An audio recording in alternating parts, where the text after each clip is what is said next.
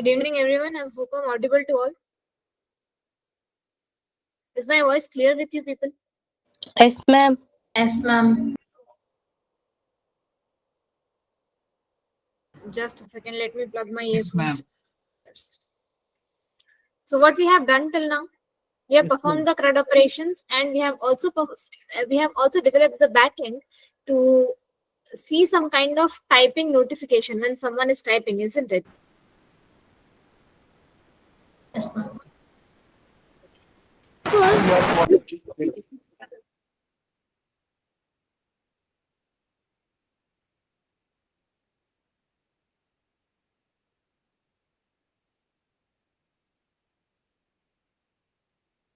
I don't know. I am facing it, or all of the others are.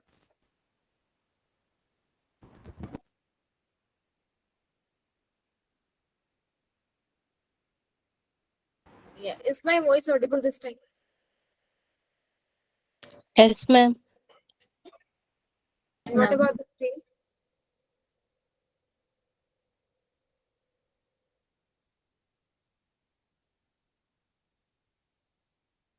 Is it visible?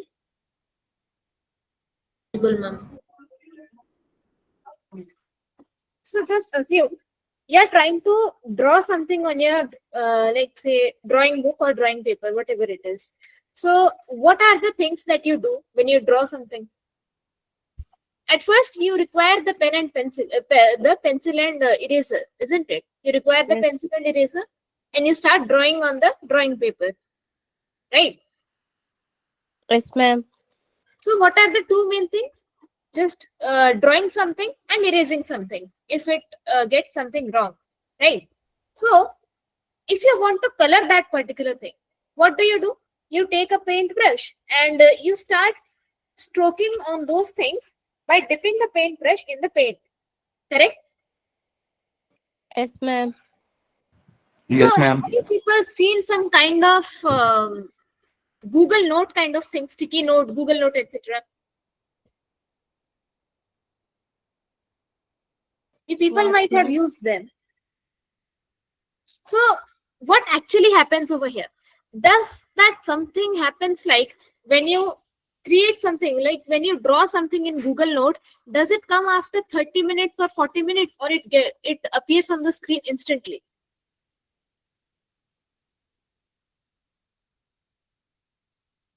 Yes, ma'am. What happens like when you create something, or you take the pencils from the Google Note and you try to draw something, does it appear in the screen 40 minutes, 45 minutes after that, or immediately it appears in the screen? Ma'am, immediately. Immediately. So what is that? That is also a kind of real time thing, isn't it? Yes, ma'am. So now we are going to Yes, see ma'am. the implementation of whiteboard in our front end. Are you getting my point? Yes, ma'am. Yes, ma'am. So here in the server, I am having my backend. All right.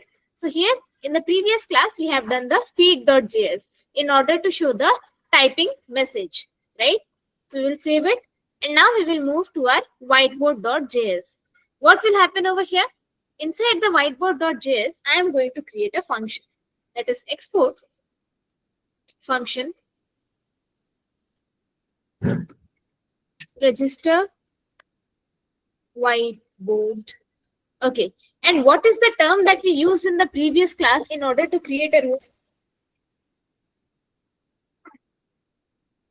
There was a particular term that I had used in the previous class.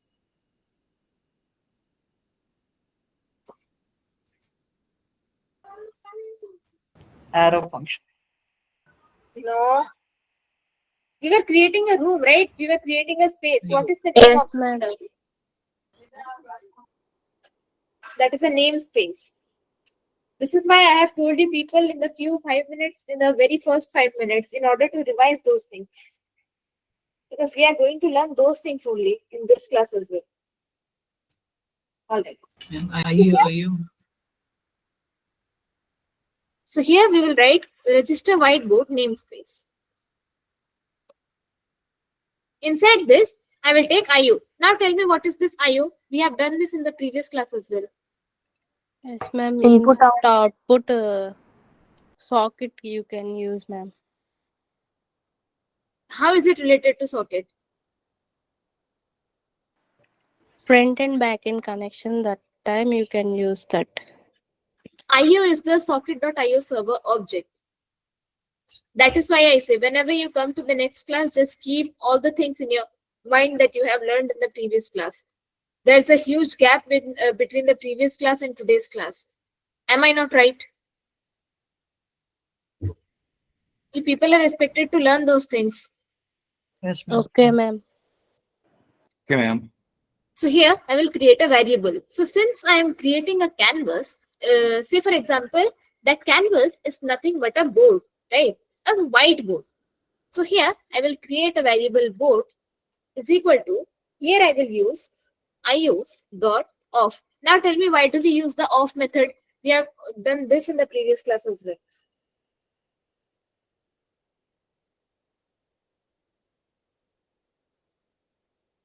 In order to present in a room, what do we need to do? ID. Say for example, you want to meet your friend in Google Meet. For that, what is the very first thing that you do? ID, ma'am. ID. What ID? Mean Google ID. You share the Google Meet link to that person, right? You create a room at first and then you share the link of that room to a person. Yes, ma'am. This is exactly what the name of the function of the off method is. The off method is used in order to create a namespace or a room in which people can join and perform their tasks in real time. Understood till this part? Yes, ma'am. Just mark my words. If you people are not going to tell me the purpose of the built-in methods in the Viva, I'm not going to mark you people at all. However good you create the project, doesn't matter to me, because whichever question I will ask, you need to answer it. All right.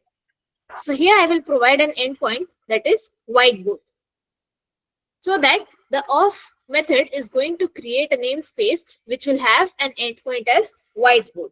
After that, what I will do, I will create board dot on. Now this is again a built-in method. What will happen? So board is the variable that we know is something which is containing the namespace object, that is the IO, right? Then it is a variable which is containing IO dot off, and the off method is creating a namespace. Now what will happen if we will write board dot on? This on is a built-in event listener, right? And what is the function of event listener? If user is performing some kind of event, on the basis of that event, it is going to perform certain kind of function, right? So here, what is that? Say for example, you are creating a button. So inside the button, what is the possible event that a user can perform? events like on click, ma'am, or what kind Great. of para? So Use yeah, effect. yeah. So in the Okay, button, okay. the user can perform the click event. Similarly, whenever a user creates a namespace or a room, the event which is associated with it is connection, because the user is being connecting to that room. So when the user establishes a connection, what will happen at that time? Here, a function will get executed. All right. So this one will be an arrow function. So inside this function, we are going to do what? We will write const. Here we will create an ID. ID of what? The same way we have created the socket ID in the previous class, so that whenever a new user joins inside the room, a particular and unique ID gets created. All right. That is why in order to create a particular ID or a unique ID, we are writing board ID as the variable, and we are assigning default. Because what will happen? We have learned something about the handshake. We have learned it, right? Yes, ma'am. Yes, ma'am. So what happens while we write handshake? Why do we actually write it? Like for the first time, we are talking about like chatting each other. Handshake acts like asking person name, such kind of Yeah, informations. that exactly. Those are the metadata, which is the Metadata. like, yeah, which are the extra data which is being provided while the connection is being established, isn't it? So in in order to provide those data, we write socket dot handshake dot query. And why are we writing query? Because that whichever data is being passed in the query, those data will be shared in the handshake. And the purpose of writing this or is that if the query is not present, then it is going to provide an empty object to the board ID. And if the empty object is provided, then it is going to take the default value. Understood till this part? Yes, ma'am. All right. Now, how to join Ma'am, the row? With the help excuse me, of ma'am. join method. Yeah, 1 minute, ma'am. Please zoom in the screen a bit. sure. Thank you, ma'am. All right. Understood till this part? Yes, ma'am. All clear. Now tell me, what is the function of off method?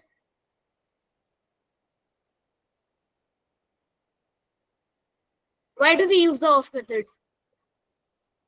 This off method, why do we use it?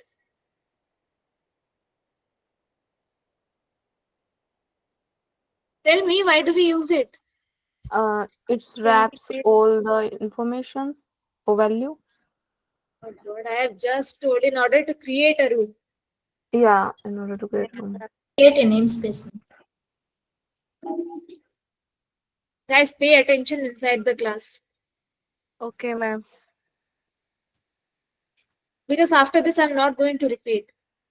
I'll just go on explaining things. I won't even care if you people understood or not. Because the reason behind me providing each and every single detail to you people is going to help you people only. All right. Okay, So here, ma'am. how to join a particular row with the help of join method. So here I will use socket dot join.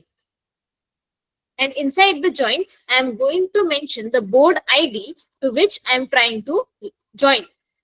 Like the same that we do, like when we press the ask to let me in button when we join the Google Meet, that this kind of function gets executed over there. In which room are you trying to join? So in order to show that, we write board ID. All right. So here, since we are dealing with a whiteboard, we are going to create some kind of event over here as well. So what I am trying to do, I will write socket dot on. This one has become a comment. And what is the use of the on method? It can be give the default ID, ma'am. Connection execution, ma'am. Socket dot on method is used as an event listener. Like whichever event will be provided To listen the inside event. this, yeah. Here I will try to draw something, right? So here I will write draw stroke. After that, here again I will create an arrow function. Inside this, I will write socket dot to. And why do we use the to method? In order to share whichever thing that we require. Share what? The board ID. So what are we doing? We are sharing the draw stroke, whichever stroke we are sharing, to where? To the board ID, which means to the whiteboard. So that our stroke or whichever drawing we are making in the whiteboard is being visible on the whiteboard with the help of emit method. Just the way we have done in the previous class. If some user was logging in with the help of emit method, we were showing a kind of notification that a particular user with a user ID is trying to join a room with the help of emit method we use to show those notifications. All right. So here we will show draw stroke followed by whichever data is being passed. Data means that stroke. Say for example, you are trying to write A on the whiteboard. That A will be shown in place of the data. So after we have created the A, we need to erase it as well.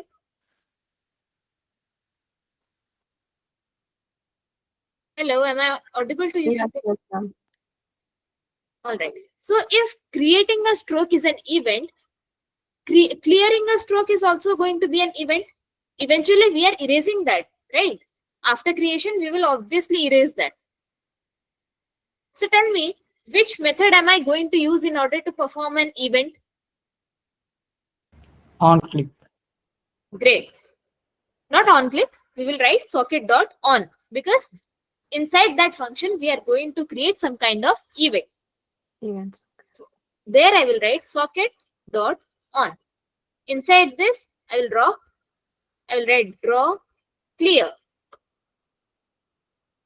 And again, this time, it will execute an arrow function. Inside this, we will write socket dot. Inside the two, what should I write? Tell me. To whom I am sending this kind of information? User. Another user. No, like from where am I erasing the data? Whiteboard. From the whiteboard only. Whiteboard. Whiteboard. Whiteboard, So ma'am. how can I send this notification to the whiteboard?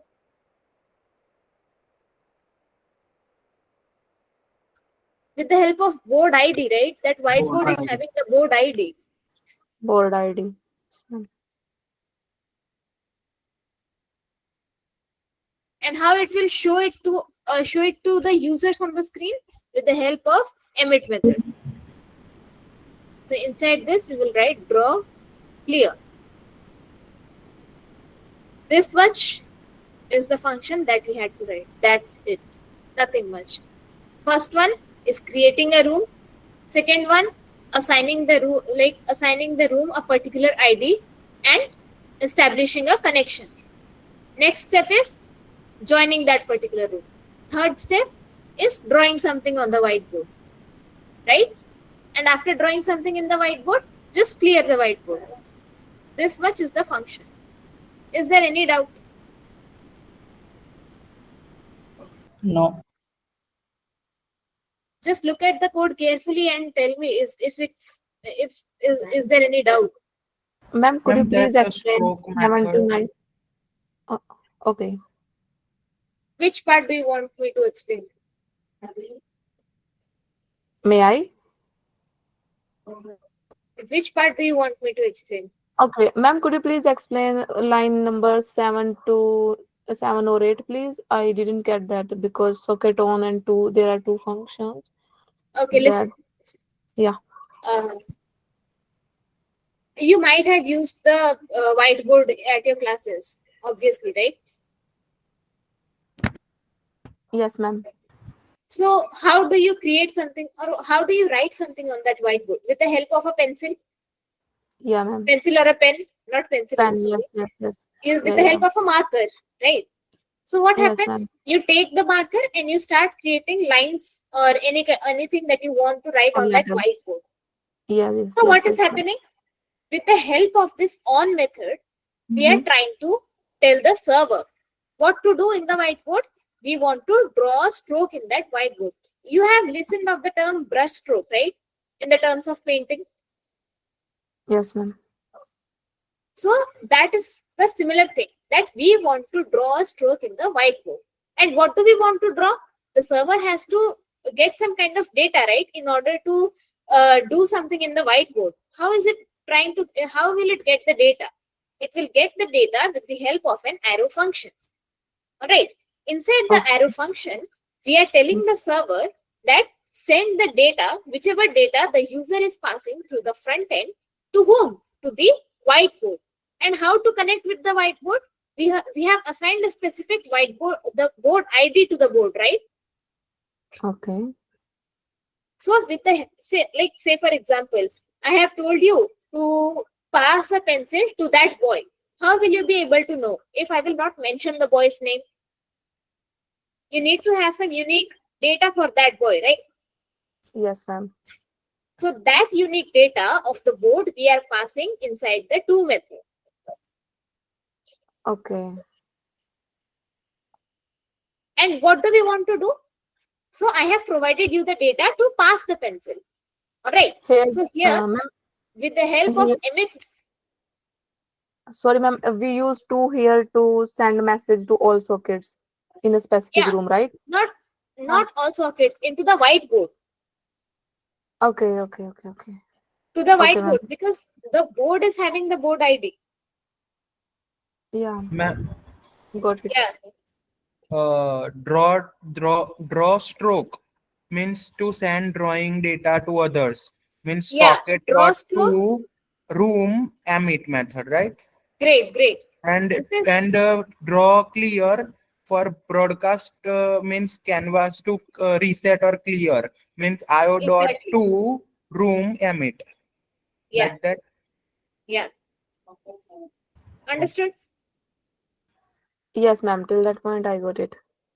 This is the event, which means draw stroke. And what kind of stroke do I want to draw? The data, whichever data is being passed. Okay. Say I want to stroke, what is the name? Okay. Say for instance, if we want to write Infotact solutions in the board. So this is the event that I want to perform, that is draw stroke. And this is the data, that is Infotact solutions. So in the whiteboard, I will get Infotact solutions written. Got it till this part? Yes, ma'am. All right. Now we will save it.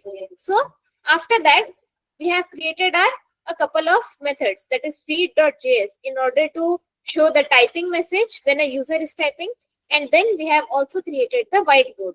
Now inside the index.js, what I will do, I will import these two methods. That is the register the register whiteboard namespace. And after that, I will take the previous one.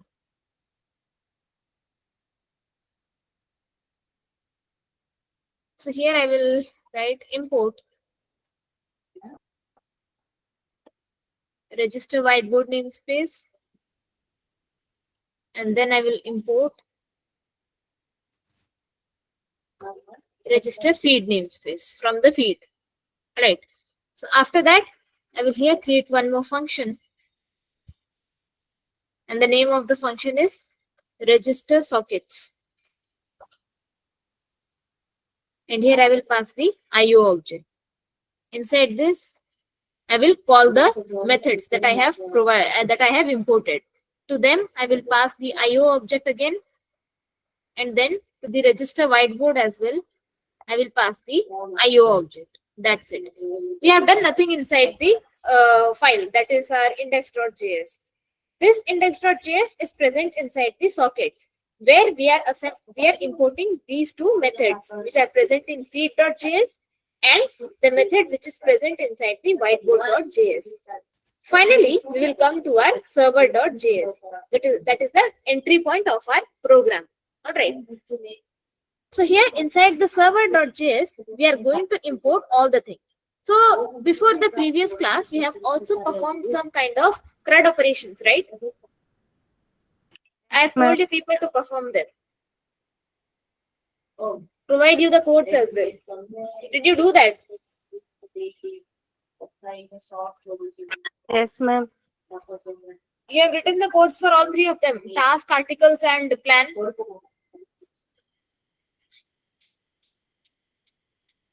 See, I have done this. In order to create the routes, I have created the routes to access those functions as well. These are my article routes. These are my plan routes. These are my task routes in order to perform the CRUD operations. In order to list them, get them, create them, update and delete them. So if you haven't done that, please make sure that you do it. So inside my server.js, I will import Express from Express, and then I will import HTTP from HTTP. After that, I will import server as socket IO server. We have done this in the front end as well, where we were importing the browser router in the name of router. So wherever we wanted to use the browser router, we were just using router in place of browser router. So that the similar kind of work we are going to do over here as well. Wherever we are required to use the server, we will use socket IO server. Just in case to let you know what kind of server is it actually creating. All right. So here, from where I will import it? I will import it from socket.io. After that, the normal things, the .env, in order to fetch all the credentials that I have stored inside my .env file.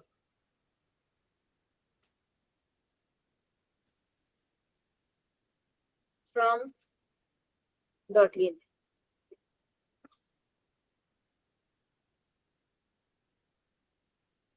Port course from course. Now, here comes two more dependency. First one is the helmet, second one is the Morgan. Now you will ask me, ma'am, why are we going to use the helmet and Morgan dependency? Like, what is the need of them? So whenever we are going to use the helmet dependency, what helmet actually is? Like, what is the use? The helmet, just we have the JSON. What is the use of JSON? Can anyone tell me? We write express.json, right? Why do we use that? Backend connection, ma'am. To receive or send the data in a JSON format, right? JSON format. Yes, ma'am.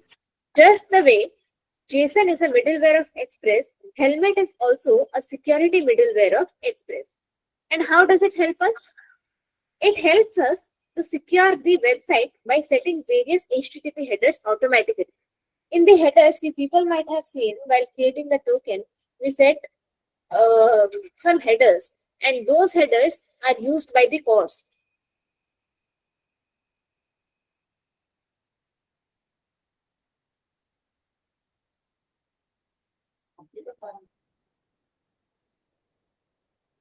Okay, just know these things. Like, did you ever heard of the term cross-site scripting?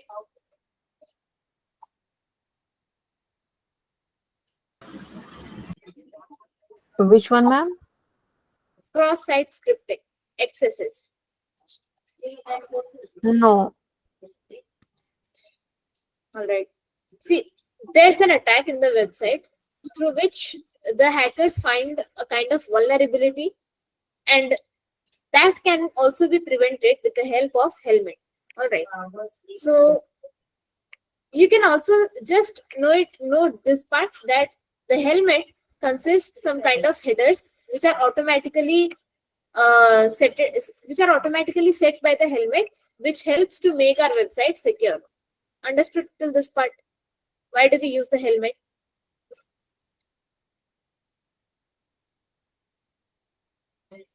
Yes, ma'am. After that, we will also use the Morgan. This is also a HTTP request middleware. All right. And why do we need it again? This logs the details of incoming requests to our server. Whichever request we get in our server, this keeps on logging them. What do we mean by logging them? It writes them down in the console, which is very helpful in order to debug whichever kind of error we are getting. Say, for example, if I want to access one of the routes, all right. Say, for example, I want to access the article route, and I want to access the get article with the help of get method and \ID. So it will log in the console about which route has been accessed and in which time. Getting my point? So it logs the entire data of the routes which are being accessed by the front end. So coming back to our server.js, we will import the helmet and Morgan.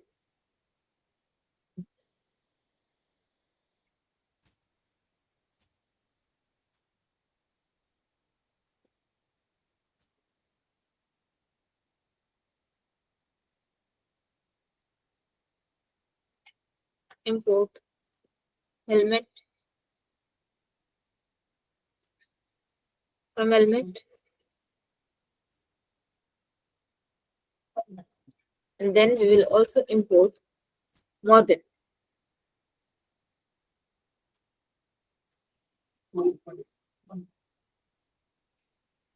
After that, as I have already created the connection with DB and the Node.js, I will import it as well. So here I will import connect DB from config db.js. So one thing to keep in mind, whenever we are using the import method, just write .js. Without this, it will create issues to us. Inside this, I have connect DB. Yeah, this one. All right.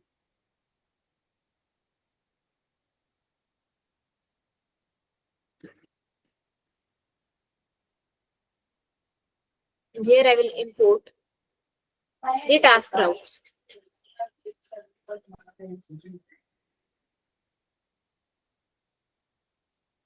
From the file routes, task routes. After that, I will import all three routes, plan and article routes.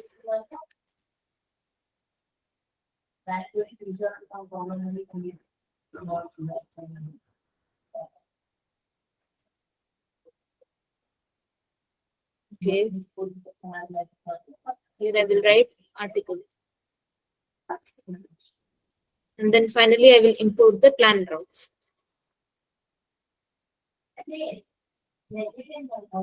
From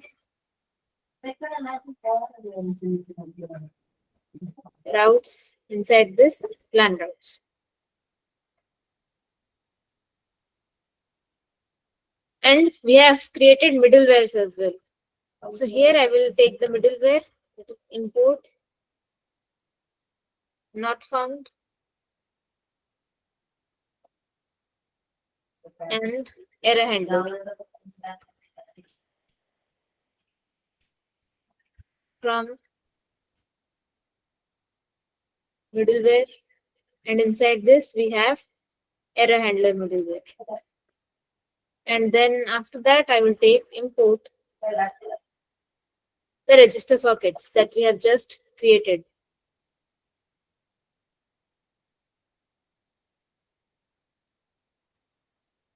And finally I will write, okay, tell me what is the name of the method that we use in order to read the data that we have stored in our .env file. There's a specific method, not a keyword. And process dot Can you please repeat? process dot env. That's a keyword. I'm asking you about the method. There's a specific method to it.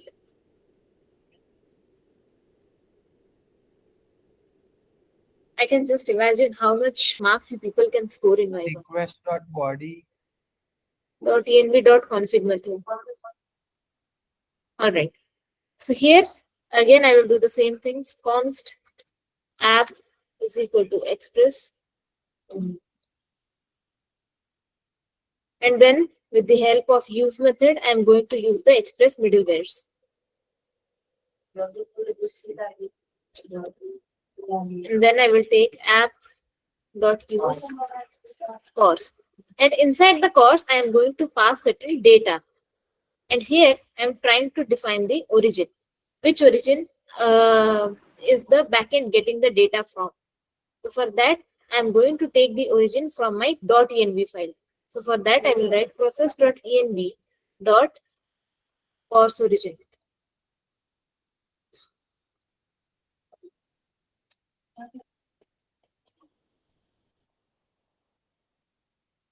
dot split. And we are using the split method in order to split the data. Which kind of data? The origin URL that we have stored inside the course origin.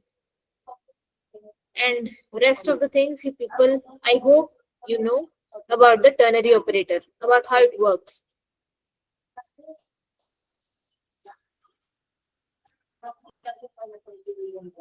And then again, we are going to use the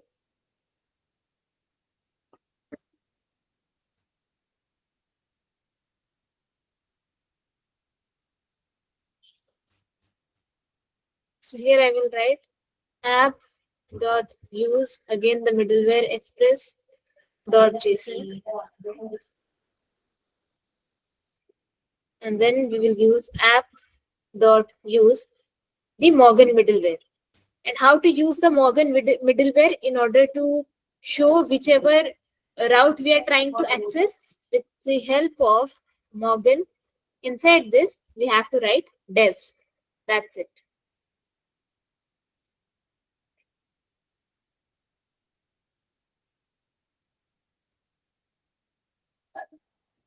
So here we will get app.use. Inside this, we will create endpoints for different routes. For task route, I will write API and then tasks. And to them, and with the help of this API, I will access all the API endpoints that I have mentioned in my task route in order to perform the CRUD operations with the tasks. Similarly, I am going to provide same endpoints for the plan and article. Here I will write plan.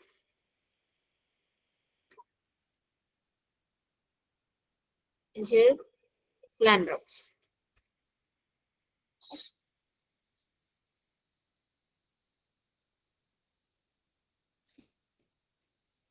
Followed by the articles.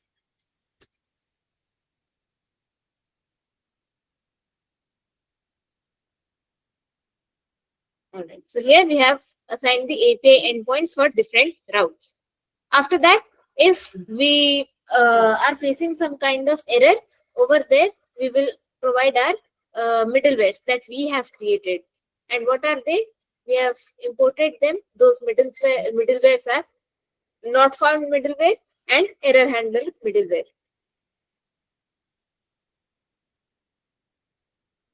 Not found app.use error handler.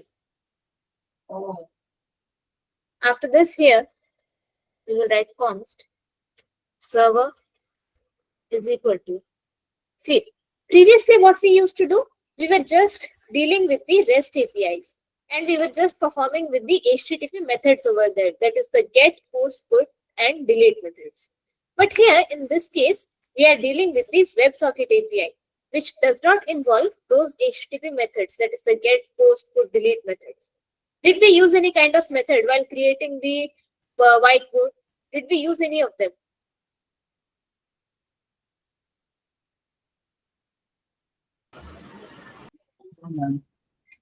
No, right? That is why we have imported the HTTP, and with the help of create server inbuilt method, we are going to create a server in order to access the real-time API. So here we will write HTTP dot create server. Inside this, I will provide the app. So this is the Express server we have made using Express. Is equal to, here I will write new socket IO server. Right. So here I will pass the server as the first parameter in order to create a server. And then I will create course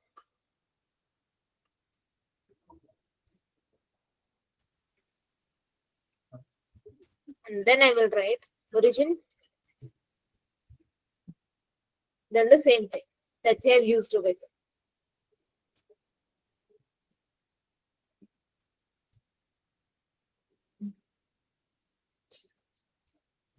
Copy it and paste it.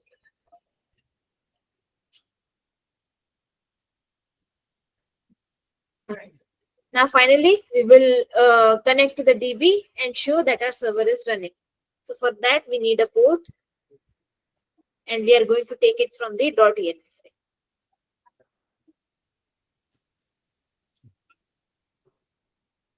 It's equal to process.env port. Or else, if it doesn't occur, then we can use 5000 port number. Then with the help of connectDB method, we are going to establish the connection. Tell me what is the parameter that is required over here in order to connect to the DB. First parameter. And the variable name Listen. that we are importing. Can you please repeat? And on the top we are importing database file where we are connecting the database. That we have to put that variable name inside connected parameter. We have to provide the MongoDB URI. Process.env.mongo-URI.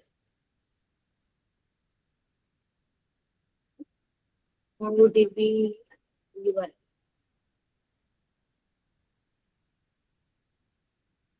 And if it gets connected, then whichever method I will write inside the then method will get executed. So here inside the then method, if the MongoDB connection establishes successfully, then it will write in the server that the server is running on a particular port number. Again an arrow function, which will log in the console that the server is running on HTTP localhost and then the port number.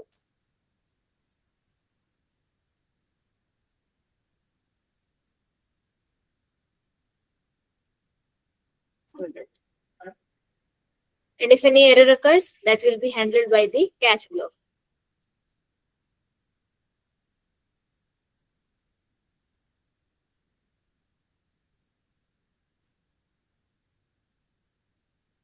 That will also log the error inside the console.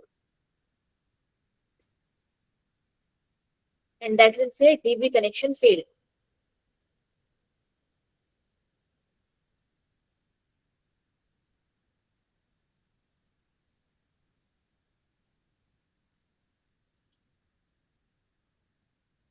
That's it. We will save it. All right. So this is the part that we are having in our backend. That we have created the APIs for CRUD operation, and we have created the backend APIs for showing the typing Ma'am, your voice notification. is breaking.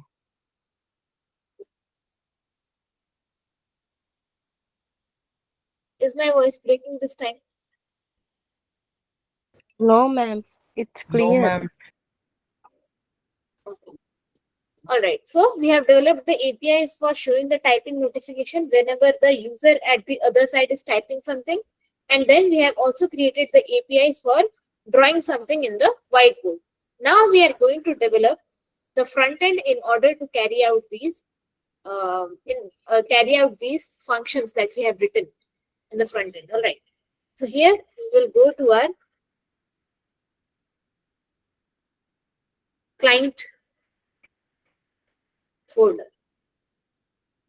Inside the API, I have something http.js. Now what I will do, I will try to create a bridge. Bridge between what? Between the backend and my front end. And this http.js is going to act as a bridge between both of them. All right.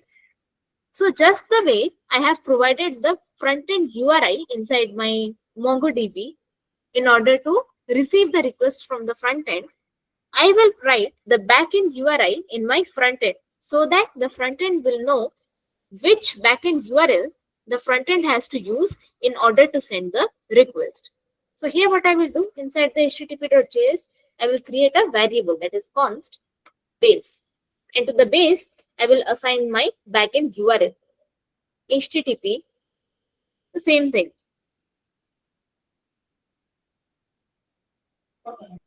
This entire thing.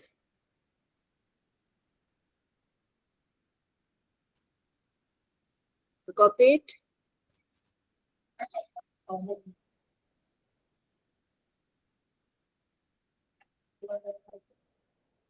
And here I will assign 5000 followed by the API. Alright, so this is my backend URL. So here again, I will create an asynchronous function. So here I will write async function, and the name of the function is HTTP. And this HTTP function is going to take a couple of parameters. First one is the path, and second one is the opts. Opts means what? Opts is nothing but an object. And inside this object, whichever data is being passed from the front end will be stored. So starting this function, inside the function, I will create a variable that is res. To this, I will write await, and then I will use the fetch method. And why do we use the fetch method? We use the fetch method in order to, okay, what do you understand by the term fetch? And to fetch the request from the backend. Yeah, that will make the request Update from and the connect, backend. ma'am. Yeah, it will take the data from the backend basically. Yes.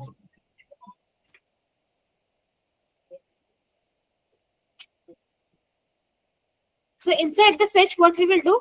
We will write the backend URL. All right, so that it will be able to know to which backend that is it has to send the request. So here we will write fetch. Inside this, where I have stored my backend URL, inside which variable? Base Here I URL. will write base. And after that, I will also take the path. And after fetching the data from the backend, it will also take headers. And this headers will have content type, content type. From the name itself, you can guess what kind of data it will try to take. Which kind of content we will pass in order to check whether, in order to test our API. Generally, which content do we pass? The data in which format? Application classification. In a JSON format. Yes, format, ma'am. JSON. Yeah. And after that, whichever data we pass in our query, that will be stored inside the opts. So here, these three dots I have previously known as the spread operator. We have already, yeah, the spread operator. What does it do? It expands the particular object into its key value pairs. All right. Here we will place a condition. If not rest.ok, which means if the request has not been sent, what will happen then? Then it is going to throw an error. Throw new error. And this error will show us in a texted format. So here I will write await res.text. After that, it will, if the connection gets established between the backend and front end, and the front end successfully fetches the data from the backend, then it is going to return us with the response of status code. What is the success status? 200. Yeah. Here I will write 204 or 200 or 21, anything. And you people know that working of ternary operator very well. Yes, ma'am. That's it. Here, after importing all the data from our fetching all the data from our backend, here I will store them inside an object. Export const API. Inside the API, I will list all the CRUD operation functions that I have written inside my backend. First, I will write for tasks. Here I will write list tasks.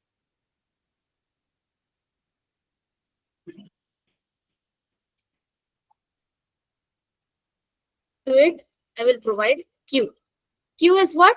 Queue is basically an object which stands for query.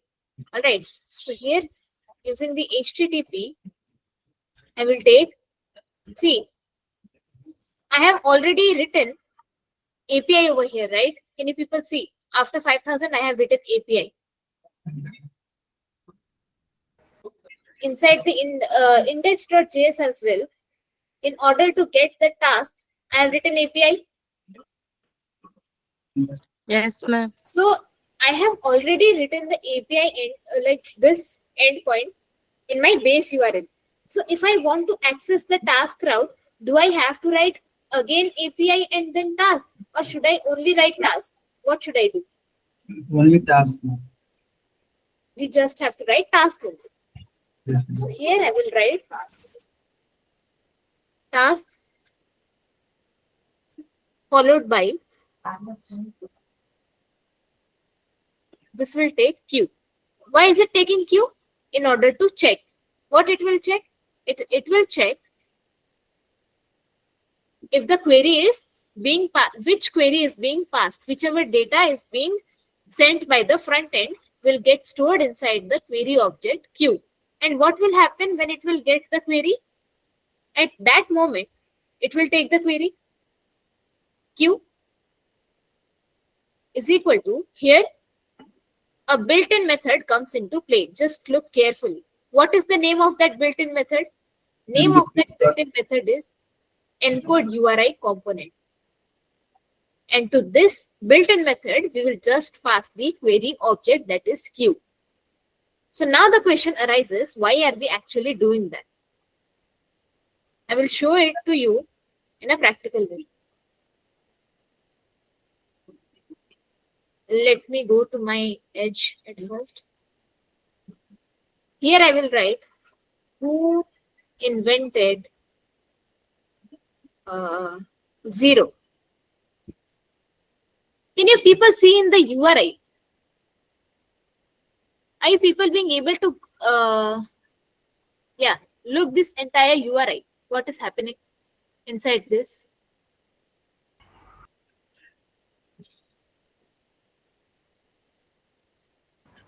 Who plus invented plus 0 distributing in different.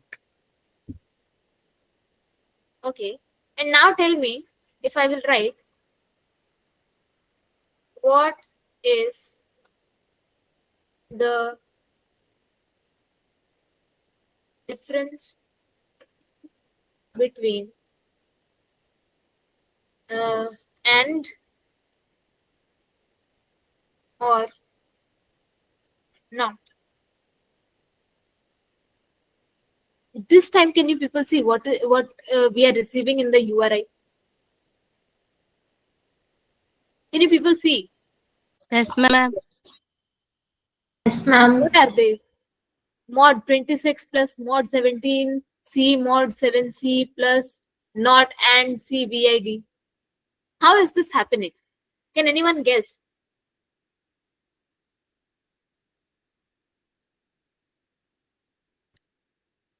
This Mongo. entire thing, listen, this entire thing is being carried out with the help of this encode URI component only. URL imported. So what happens? So previously, when I wrote who invented 0, that the plain text came in plus separated by plus only. But when I use the special characters, that is and, or, and not, what happened at that time? Those came in the form of this encoded URL. And how is this URL helping us? This URL is helping us to differentiate. So to differentiate what? There is already existing special characters in our coding language. But here, as the users, we are trying to get the difference between that special characters which we use for different purpose. Trying to get my point. Like in our English also, we write and this and symbol in place of writing and. But we do not mean in English that we actually want to use the logical and operator. Do we mean that?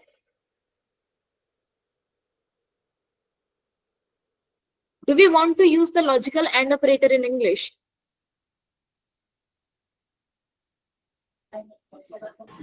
Hello? No, right? But still we use the and operator. So whenever we are using some kind of special characters in our URL, at that moment we need the encode URI component in order to differentiate which one is our special character and which one is the string which is provided by the user. Now are you trying to understand why do we actually use the encode URI component? Is the cloud being clear?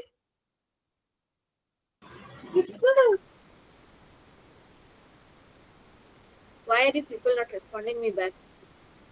Is it clear or do I need to explain it once more?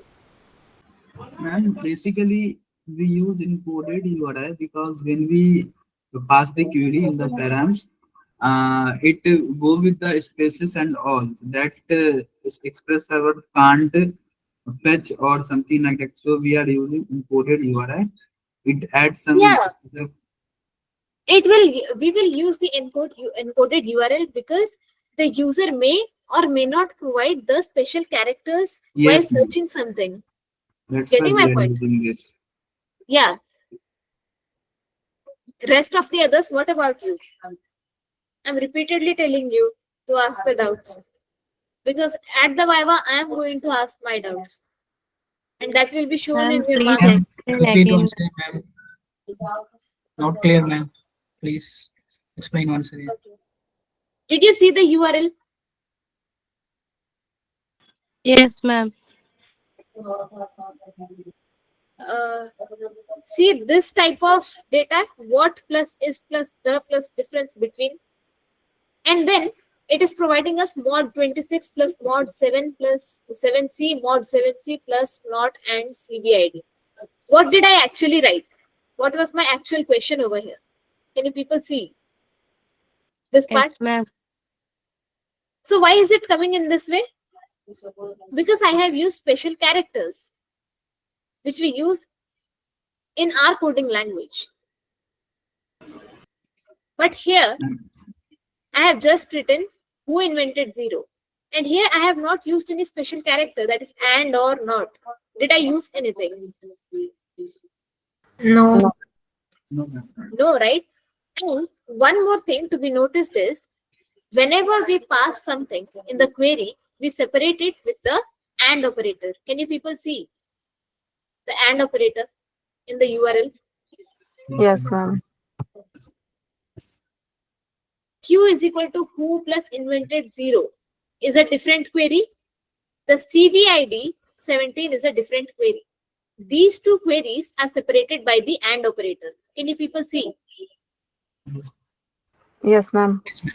In this URL, I have written what is the difference between, and then suddenly I have provided the and over here, this part.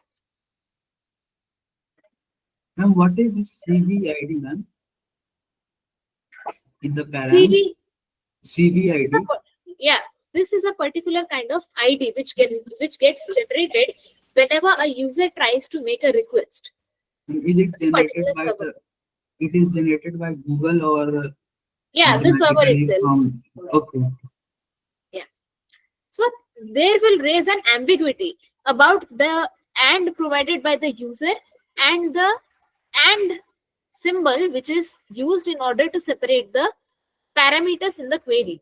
That is why this encoded URI used in order to make the in order to differentiate whichever data the user is passing. After that, I will provide the get task.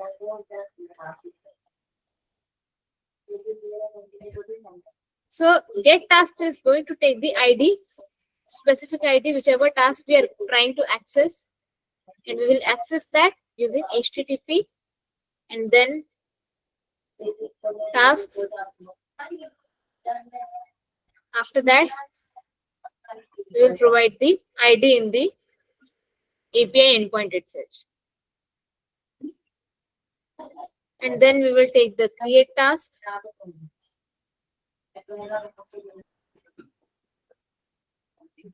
After that, we will take the data.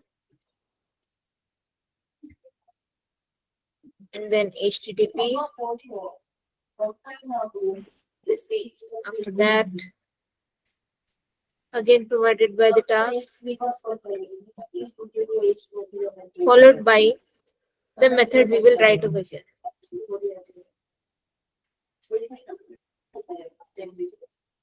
And here this time we create task. So this time I am going to use which method of HTTP? The post method. So here I will write post. After that, I will provide the body.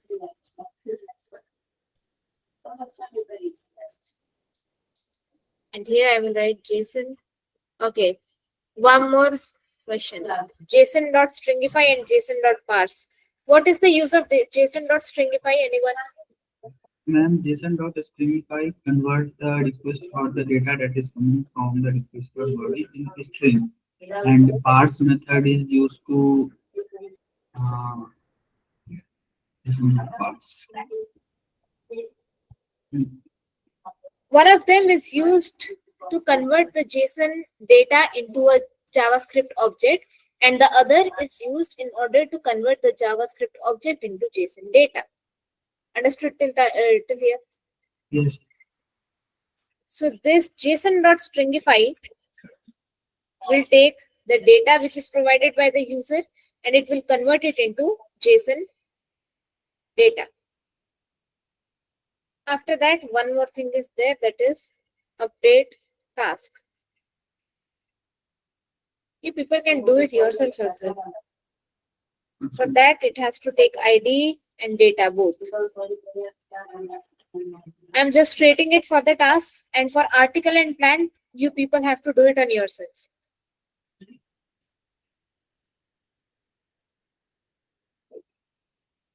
Tasks and then the ID.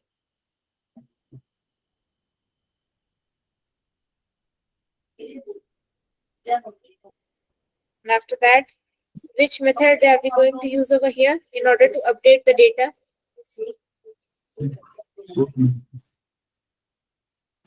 Post. Who said post? And put Who said post? Janki. Okay. I Yes, remember your name, Janki.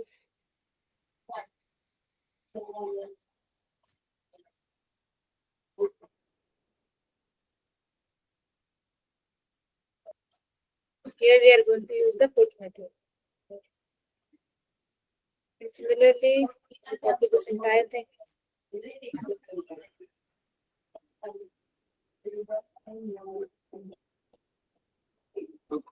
And here I will create in order to delete the task.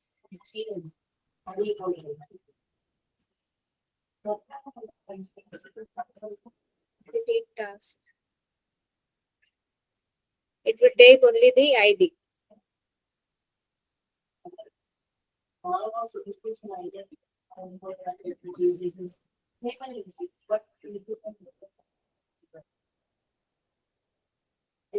That's it. In place of put, I will provide the delete over.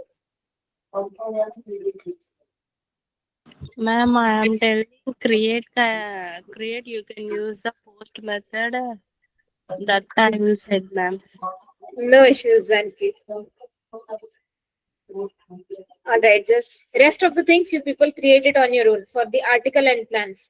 Just you have to replace these tasks with tasks with article and plans, and in place of list tasks you write list, plans or articles, whatever it is, and then save it. So I have created the bridge.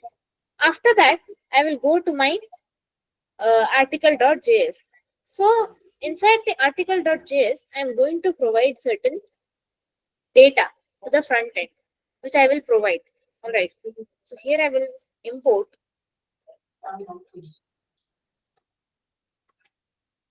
API, not to the article. I will provide it to the task because I have just written for the task only. The API object, I have just written it for the task. So here I will import the API.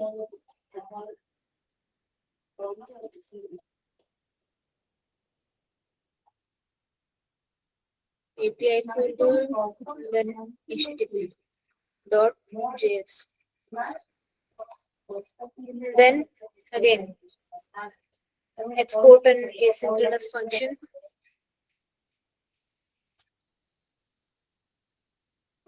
And the name of this function is seed tasks. Inside this, I will write await API dot create task. Here I will provide the title. The title is going to be design UI. And inside the tasks, what else do I have in the model?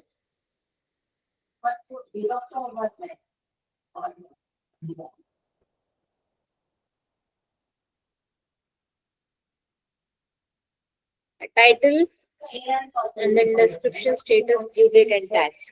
All right, I will just provide the status and tags. Right. So I will go back to my task purchase. This one, client. So here I have provided the title. After that, I will provide the status. And this status will show the task is in progress.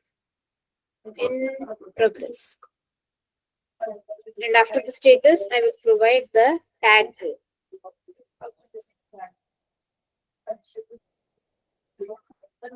And it will take UI. Then again, I will perform one more thing. I will create a task with the title. Create task. And this time, I will assign the title to it. Write API docs. And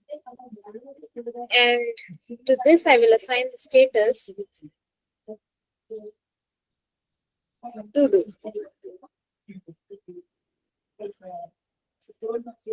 And then I will return all the tasks that has been created. So for that, I will use the list task method.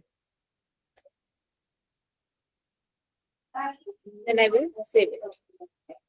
I have created the tasks as well.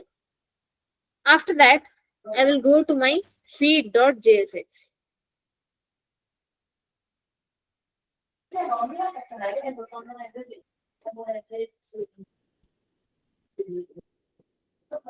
Here I will take two hooks.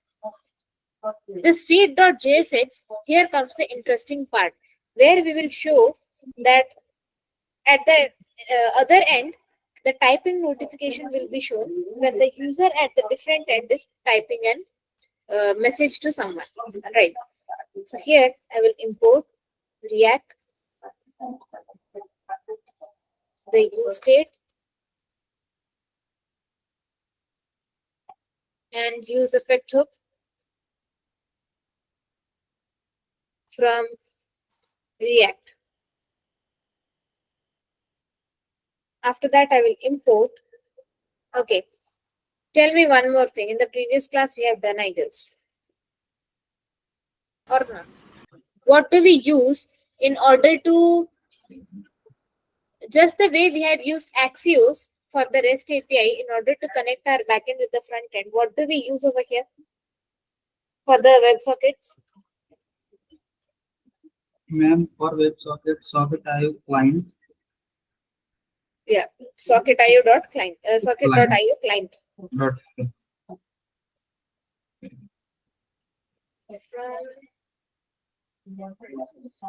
Socket.io client. Again, a function. Export default function. Read.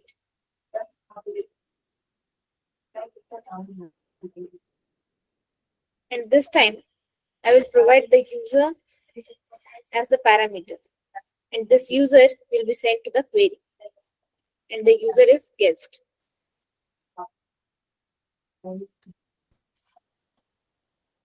Inside this, I will create 3 variables. It is const. Inside the array, first variable is going to be the socket. And the and the function associated with it is set socket. And to this socket variable, I will assign null.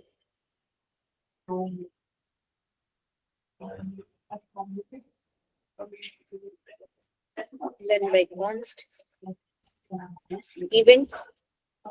I guess I don't need to explain you people about the use state.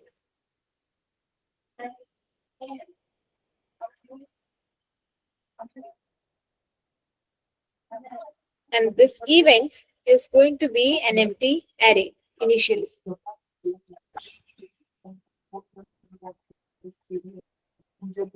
And the third one is going to be the variable whose name is typing. The function is setType.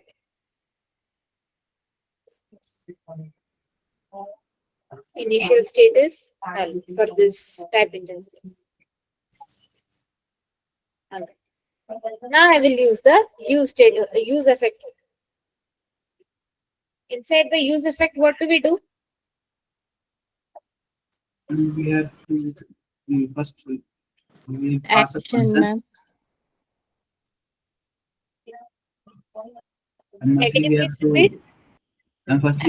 call. Okay, we write a function inside the use effect. Yes, ma'am.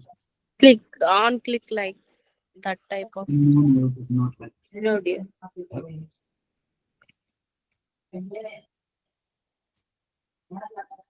Arrow function.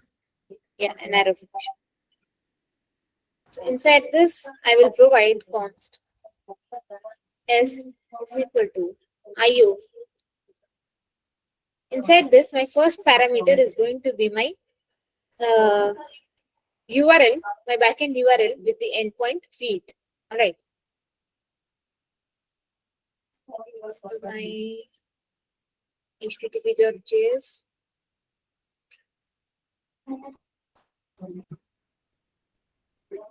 Then feed.js.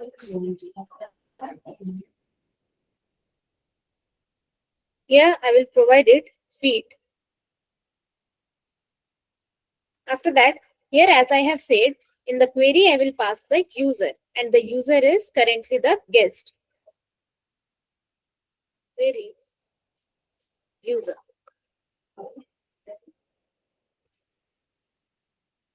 So here I will set the socket,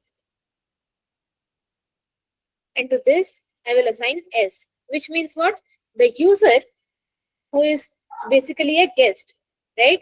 This guest is trying to access this particular backend URL. Understood till this part, or is there any doubt? Is there any doubt? No, ma'am. No, ma'am. S.un. So here the event that I will write over here is activity. Like if any user want to perform some kind of activity, then which function will get executed? So it will take a function, and this function will set events. And what event will perform? I will take an object priv. This object stands for the previous data, whichever data is present inside the event. And the previous data which is present inside the event is basically an empty array.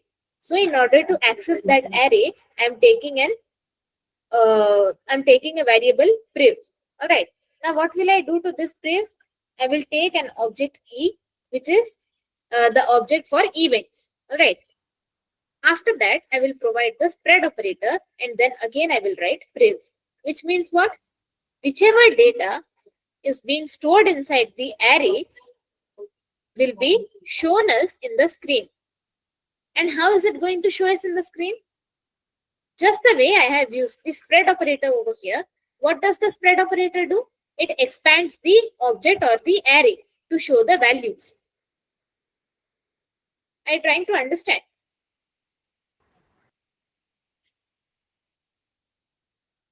Or everything is getting out of your head? No. Yeah, ma'am. Okay. Okay. In which line do you have the doubt? Tell me. I have said about the on method. What does the on method do? While Ma'am, we were working with the. and please explain the function set event, what we are doing here on the event activity. See, we are basically trying to create a function. All right. And why are we creating a function? We are creating a function so that whenever the user is typing something in the input field, the user who is sitting on the other end. Say, for example, Janki is typing something in the input field, and I am sitting in the next end. To me, it will show that Janki is typing. All right. So, in order to perform that kind of event, I need to have a function. Am I right? I need to have a function for that, right? So, how to Yes. carry out that function? So, the built-in method in order to perform that kind of function is the on method. And this on method, this one is the built-in.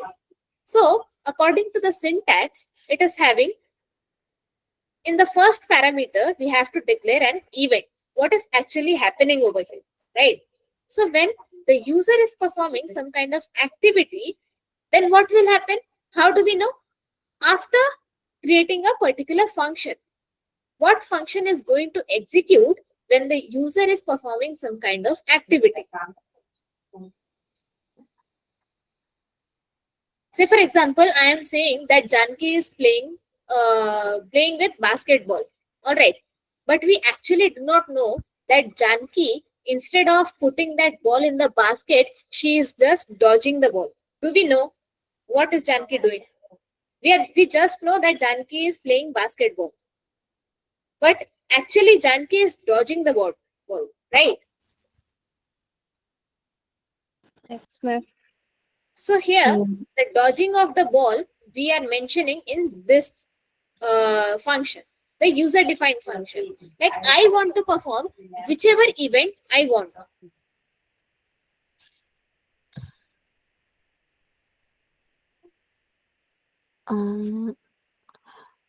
Here, spread method with previous is collect all the informations. Say for Ma'am. example, say for example, I Okay. will write you a text like hello. All right. Yeah. So this gets stored inside the array. After that, I will write how are you. This one again is going to store inside the array. After that, Okay. I will write how are you doing. This text again is being stored inside the array. Now what do I want? I want to show in my screen all three texts as the message that we receive in our chats. Does the previous text get deleted whenever we get a new text? No, ma'am. No, No, ma'am. right? We No, see Yes. all the texts that are being stored, that are being sent to us. Okay. That's the same thing I want to show in my screen. All three texts in my screen. That is why Yes. I'm using the spread operator in Spread order to show all the elements which is present inside my array. Understood now? Ma'am, Yes, ma'am. Clear now. basically, ma'am, in the event or set event, we using new state array. We are Yeah. we are storing data of strings, and Yeah. that we are passing on every event with previous data also, like what user Whichever type. data the user is passing. Okay, It's ma'am. not necessarily going to be the string, whichever data the user is passing. Okay, ma'am. Basically, ma'am, it is an array of string that Yeah. we are passing on activity event. Not array of string, it's an empty array. Ma'am, it initially it is empty array, but later when Yeah. user do some activity, Yeah. then it becomes an array of string, na? Yeah. Okay. One more event that I want to perform. What kind of event? When the user tries to join the meeting. So here I will use presence join. Again, an event will happen. So here I will use the set events again. Same thing will be carried out over here.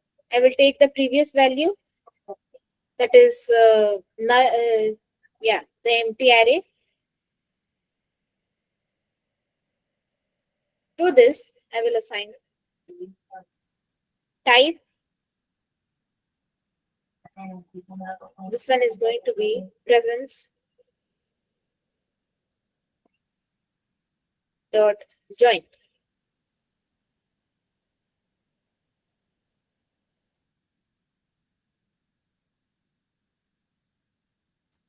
So when the user will join the meeting, what will happen?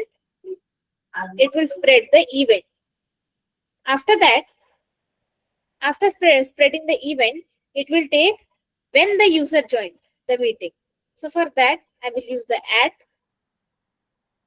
and then in order to share the particular time of the event that has occurred, I will use date dot now to show when the user joined the event, and then whichever data is stored inside the array will be shown using the priv.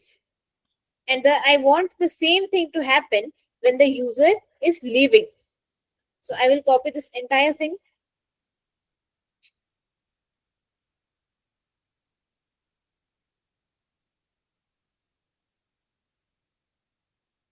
And I will paste it over here.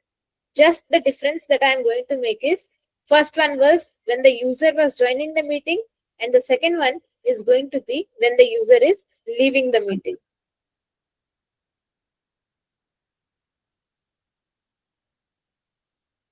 And it will also record the date and time when the user left the meeting. Finally comes the typing event. All right. So here I will write s dot on when the user is typing something. It will take the event object e, which will have set typing function. Inside this, I will write e dot user. And after that, I will use the set timeout method. All right. Why do we use the set timeout method in JavaScript? This is the basic question. At least you should answer this. Ma'am, to basically, ma'am, we are using this to take some time to perform any operation, or if we want to redirect in different path or URL after some second. So we are Yeah. using this take time. So we basically assign a particular time after Yes. which we want a certain function to take place, right? So here inside the set timeout function, I will provide one more function, that is set typing. To this I will provide null, and this will happen 1000. So what do I basically mean with this line of code? I mean that after 1 second, what will happen? After the user typed everything, all right, again the set typing's value will become null. Are you trying to get the point? When the user stops typing, then the set typing will become null. Till then, the set typing, the value is that set typing is taking is e.user. Means what? Guest is typing. After 1 second, it will stop. And again, when the user will type, then it will again show user is typing. That the guest is typing. It will happen for 1 second. It will show just for 1 second.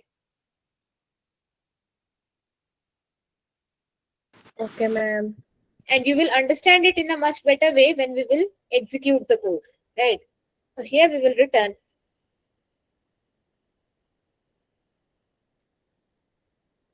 a function, and this will take the disconnect. And the disconnect function will execute. Just a second.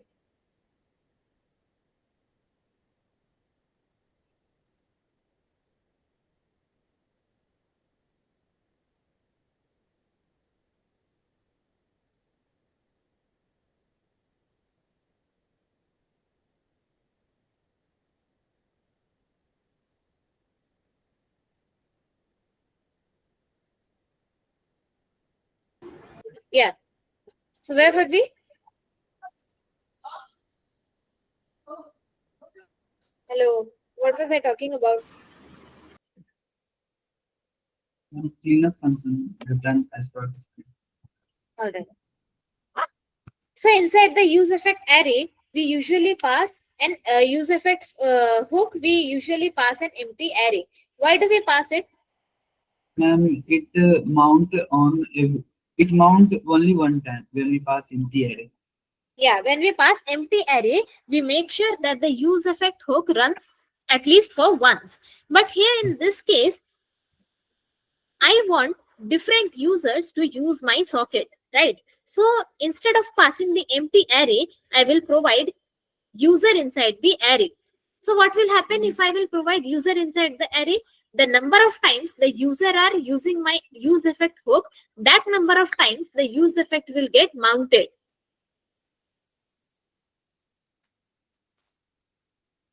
So this is why we are passing the array which is having user inside my use effect hook. So after that, I will provide one more function after the use effect.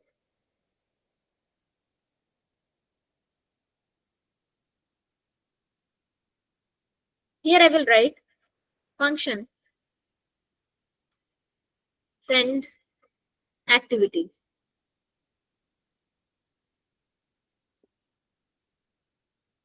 And then I will take socket. Then I will place a ternary operator. All right. And then I will provide dot emit.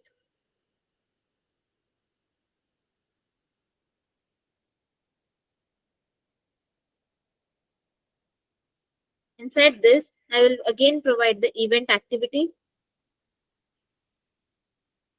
After that, I will provide the type. It will provide task dot created, because after the user has sent something, a message or anything, what is happening? A particular task is being created. After that, it is going to generate a reference ID. So for that, I will provide ref ID. And here I will take date dot now. And then I will convert that date into a string. So for that, I will use the toString method. And then finally, a summary.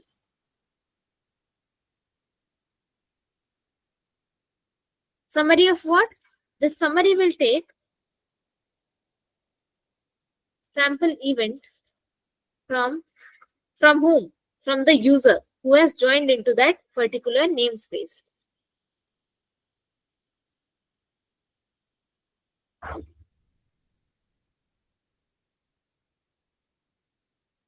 That's it. Ma'am, here why we are using optional chaining, ma'am? Can you please repeat? Ma'am, why we are using optional chaining in send activity method socket optional chaining dot emit? See, whenever the user will send a kind of request, at that time, what will happen?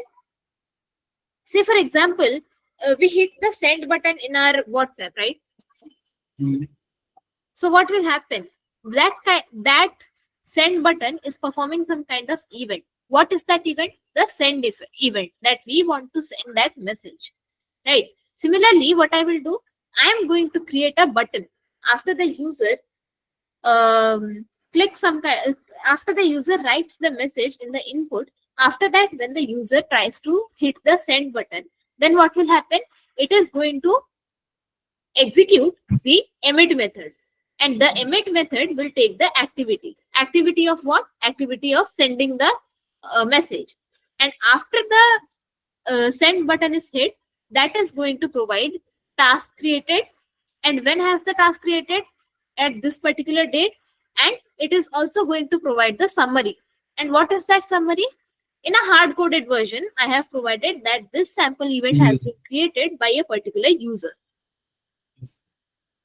Ma'am, can we do this without optional chaining like socket dot event only? Yeah. Okay.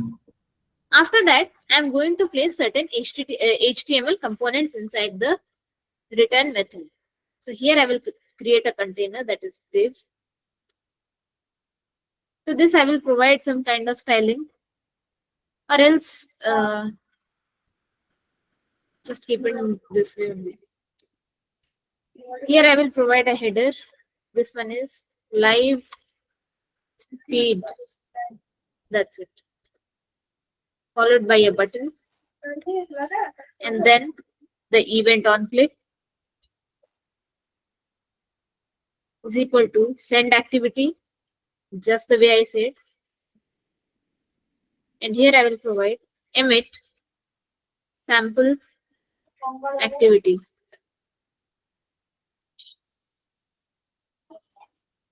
And here I will provide an input tag.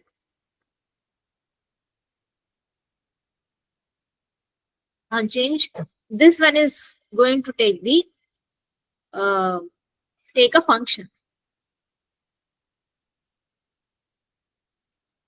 It will show socket dot emit. Inside this, it will show typing when the user is typing something. And then we will provide context, which is going to be feed itself.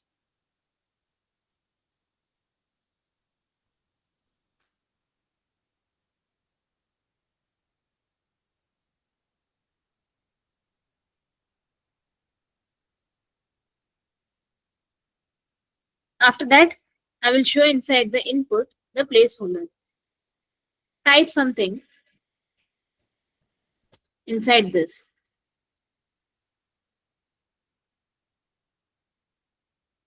That's it. And after that, I will place the condition. Typing and. Here I will provide a div tag.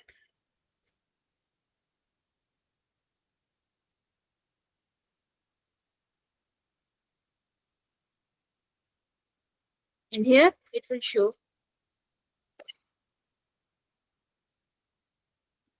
is typing.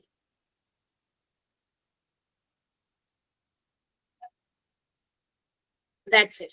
So this is how it will at first check whether the user is actually typing something. And if the user is typing, then only it will show the div tag, whichever text we have written. And why have we used the AND operator? Can anyone guess?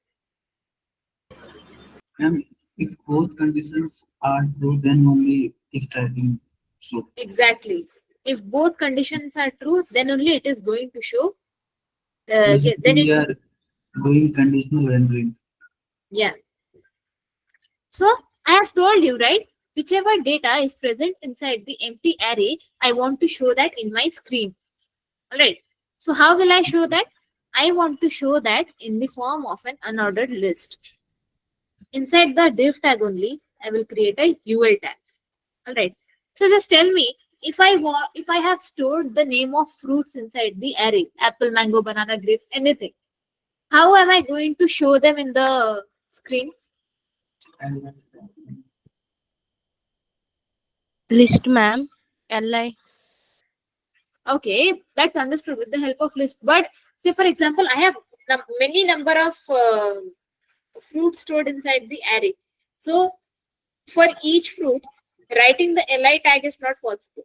So what should I do? Li star Map, ma'am. a Map. number of And we can use loop. member, ma'am. ma'am. Li Mapping. 6. We do not know how many elements are there inside the array. What should we do? Someone was saying some method. And dot map. Map. Wait.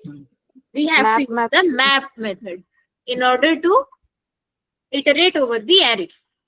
So here I will take events dot map. This map is going to take two objects, that is E and I. And what will it do by taking the two objects? It is going to execute a function that will take li. This key will take I, so that each element is identified uniquely. Inside this, it will take array, new, and then date followed by e dot add, which means the date at which the event has been performed. And in order to show this date in local time, what do we actually mean by the local time string? In order to show it in this format, where I'm placing the cursor, can you see in this format? So in order to show it in a local time string, we use two local time string.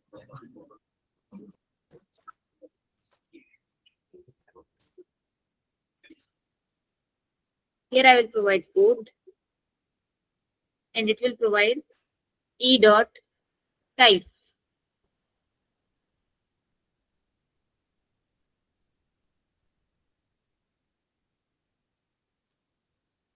And this one will say e dot user, or if the user is not present, it will take empty string, and after that it will show the summary.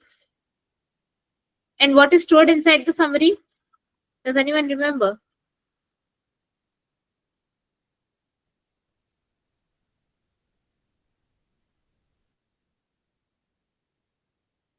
We have stored something like this, na sample event from user.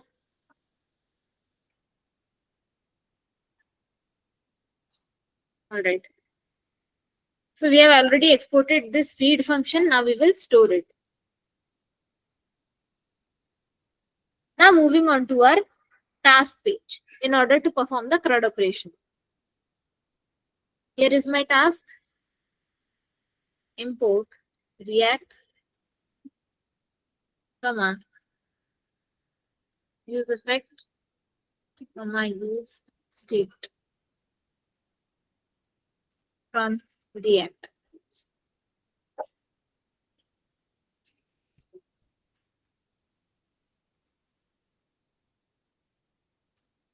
You people can create the CRUD operations front end on your own, I guess.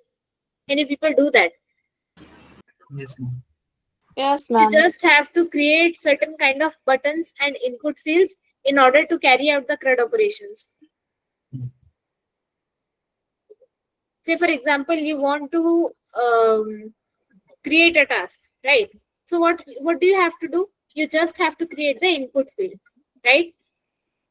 And to the value, you are going to assign the title, whichever task you are going to carry on. Understood? And after that, you have to show the status over there, whether the status is to do or in progress, or whether the status is the task is done. All right. You have to provide different options over there. So in order to provide different option, which HTML tag do you people use?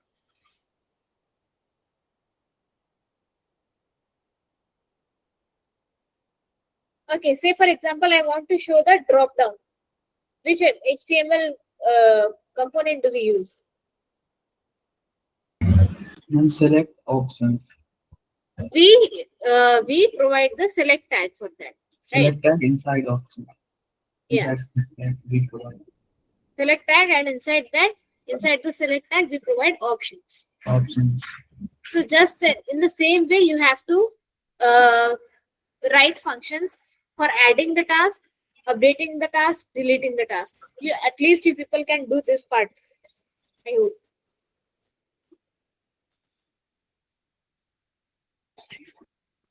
Or do I have to show it to you?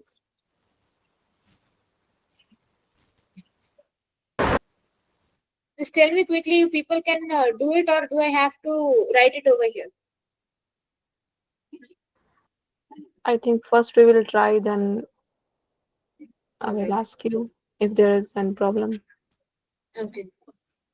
So now let's move straight to our whiteboard. Ma'am, just ask other person as well, as no one respond. Those who are not responding are not present in the meeting, I can see. Ma'am, I can do it by myself. Ma'am. I am also.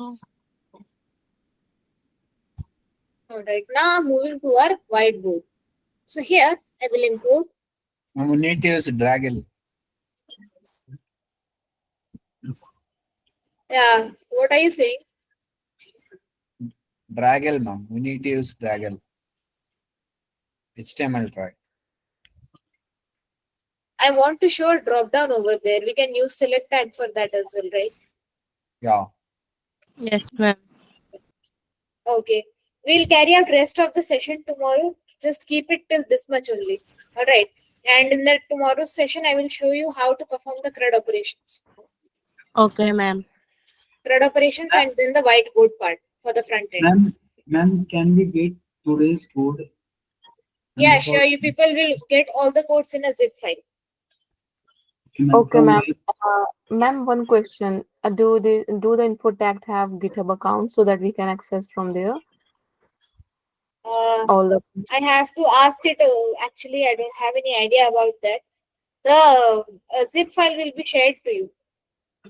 Okay, ma'am. Okay, thank you very much. As I'm looking for the whole course, so as to learn the things, so please provide us the code, ma'am. Yeah, sure. Ma'am, what about Okay. that stipend? Listen, actually, I'm not having any kind of idea about your internship stipend or all because I'm just the trainer, right? I will train you people. In order to gain the idea and information about all those things, just write the email to the support team. Ma'am, hello. Hello. Yeah. Ma'am, today you used to connect the API, to connect the backend with the front end. You use the separate file api.js. Is it a good practice, or we can do it component itself, like in try catch blocks? And Listen, because I have just created the HTTP.js bridge in order to connect the backend and front end. There are different ways to connect them as well. If you do not want to create that file, then you can do it in your way as well, right? okay, ma'am, because that syntax is completely different. Yeah. That's very nice. I think every code is different and every coder is different, right, ma'am? Yeah. Like your way and other way is different. All right. Is there any doubt in whichever part that I have taught in this class? No, ma'am. All right. Ma'am, We can leave the meeting then. Hello, ma'am. oh, Hello. ma'am, can Yeah. I?